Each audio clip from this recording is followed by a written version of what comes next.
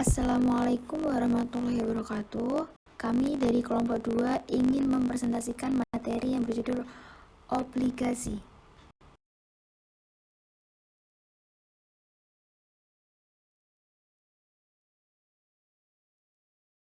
Obligasi adalah surat utang yang diterbitkan oleh penerbit obligasi kepada pemegang obligasi, beserta perjanjiannya untuk membayar kembali pokok utang beserta kupon bunganya pada waktu yang ditentukan. Istilah obligasi bukanlah istilah asing. Ia merupakan surat berharga tanda bukti utang, namun untuk membedakan dengan surat utang yang berumur pendek atau menengah, yaitu surat utang dengan jangka waktu di bawah 5 tahun. Umumnya obligasi memiliki jangka waktu atau masa jatuh tempo yang panjang, yaitu minimal 5 tahun. Secara umum, obligasi memiliki beberapa karakteristik khusus. Yang pertama ialah memiliki klaim terhadap aset dan pendapatan perusahaan. Klaim terhadap aset berarti jika perusahaan yang menerbitkan obligasi itu diterpa musibah dan bangkrut, maka pemegang obligasi mendapatkan hak pertama untuk didahulukan ketika menjadi penjualan aset. Sedangkan klaim terhadap pendapatan berarti pemegang obligasi memiliki hak terlebih dahulu daripada dividen pemegang saham umum maupun saham preference.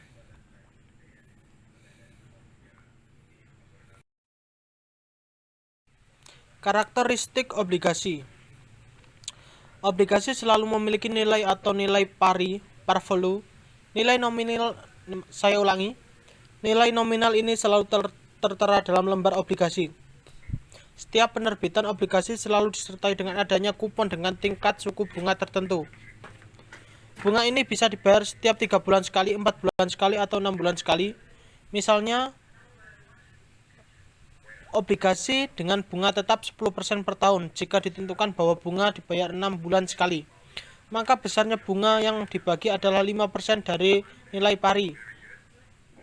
Jika obligasi memiliki nilai 100 juta, maka pemegang obligasi akan menerima bunga 5 juta, 5% dari nilai pari, setiap 6 bulan sekali sampai masa jatuh tempo. Obligasi memiliki masa jatuh tempo dengan masa jatuh tempo minimal 5 tahun. Ada obligasi masa jatuhnya tempo, obligasi yang masa jatuh temponya 10 tahun, 15 tahun, bahkan 30 tahun. Obligasi memiliki indentur, yakni kontrak antara pihak penerbit obligasi dengan wakil pemegang obligasi. Pihak yang menjadi wakil pemegang obligasi disebut wali manat. Kontrak itu berisi hak dan kewajiban penerbit dan pemegang obligasi, nominal, per value, kupon, masa jatuh tempo, dan sebagainya. Selain itu, biasanya dalam kontrak juga berisi daftar ketentuan atau batas-batas ketentuan yang dirancang untuk melindungi pemegang obligasi, antara lain menyangkut larangan penjualan piutang perusahaan, batasan pembayaran dividen, larangan pembelian atau penjualan aktiva aktiva tetap perusahaan, dan batasan penarikan pinjaman tambahan.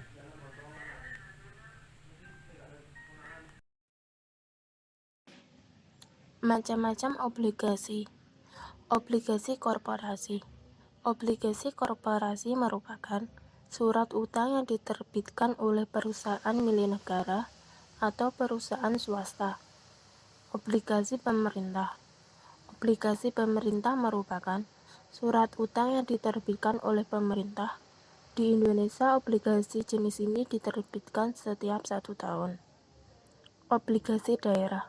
Obligasi daerah merupakan surat utang yang diterbitkan oleh pemerintah daerah. Tujuannya untuk membantu pemerintah daerah dalam melakukan pembangunan. Obligasi menurut nominalnya. Obligasi konvensional merupakan obligasi atau surat utang dengan nominal yang sangat besar, yakni kurang lebih 1 miliar rupiah per soldnya. Obligasi retail. Obligasi retail adalah surat utang yang mempunyai nominal yang kecil, contohnya 1 juta rupiah. Pasar obligasi.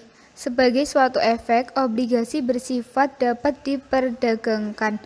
Ada 2 jenis pasar obligasi, yaitu 1. Pasar primer. Pasar primer merupakan tempat diperdagangkannya obligasi saat mulai diterbitkan.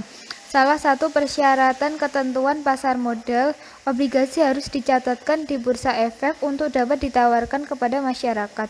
Dalam hal ini lazimnya adalah Bursa Efek Surabaya atau BES, sekarang Bursa Efek Indonesia atau BEI. 2. Pasar sekunder. Pasar sekunder merupakan tempat diperdagangkannya obligasi setelah diterbitkan dan tercatat di BES.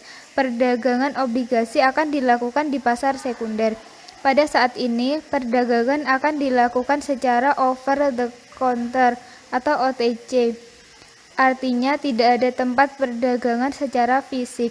Pemegang obligasi serta pihak yang ingin membelinya akan berinteraksi dengan bantuan perangkat elektronik seperti email, online trading, atau telepon. Pengertian inflasi. Menurut Raharja dan Manurung, mendefinisikan inflasi adalah kenaikan harga barang yang bersifat umum dan terus-menerus sehingga nilai mata uang menjadi turun. Menurut Roshidi juga menjelaskan bahwa inflasi merupakan gejala kenaikan harga yang berlangsung secara terus-menerus. Jadi, berdasarkan pengertian di atas, penulis menyimpulkan bahwa inflasi merupakan suatu kondisi di mana proses kenaikan harga secara terus-menerus dalam waktu yang sangat lama. Dampak inflasi. Menurut Nangga, inflasi yang terjadi di dalam suatu perekonomian memiliki beberapa dampak atau akibat sebagai berikut, yaitu A. Inflasi dapat mendorong terjadinya redistribusi pendapatan di antara anggota masyarakat dan nilai yang disebut efek redistribusi dari inflasi. B. Inflasi juga dapat menyebabkan penurunan dalam efisiensi ekonomi. C. Inflasi juga dapat menyebabkan perubahan-perubahan di dalam output dan kesempatan kerja. D.